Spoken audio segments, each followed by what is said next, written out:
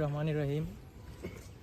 সম্মানিত ভিউয়ার্স, এই বিগত 23 জুন খাজানশিগাঁও গ্রামে এটা অনাকাঙ্ক্ষিত একটা ঘটনা। আমাদের গ্রাম রায়পুর গ্রামের 3জন যুবক একটা ট্রাক্টর চুরি করতে গিয়ে ওরা হাতে নাতে ধরছে।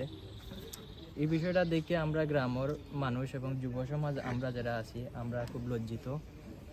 তারা এই কার্যকলাপে এরা জানি না কবে কোন দিন এই চক্রের সাথে তারা জড়িত হয়েছে বা কীভাবে তারা এগিয়া ফাঁদে পা দিছে। আমরা গ্রামের যুব সমাজ যারা আছি আমরা এই বিষয়টা এবং মুরব্বিয়ান যারা আছি আমরা এই বিষয়টা গ্রামে সাপোর্ট করে না এবং আমরা লজ্জিত যে আমরা গ্রামের ওয়ার্ডের ইউনিয়নের মানসম্মান গেছে।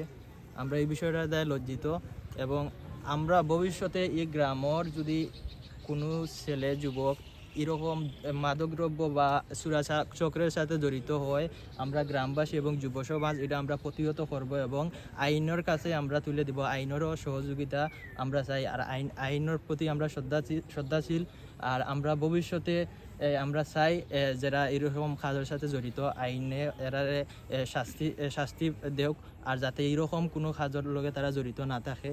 আর আমরা এই গ্রামবাসী এরারে যারা এই সুরের সাথে জড়িত বা যারা এই কাজ করছে এরা আমরা সাপোর্ট করি না। এরকম কোনো যুবক আমরা গ্রামও চাই না যে এরকম আমরা কোনো এইরকম কাজের লগে জড়িত থাকুক। আর আমরা এটার তীব্র নিন্দা ও প্রতিবাদ জানাই। আর ভবিষ্যতে আমরা এরকম যারা অপকর্মের সাথে জড়িত আছে আমরা গ্রামবাসী প্রতিহত করবো যদি এরকম কেউ করে।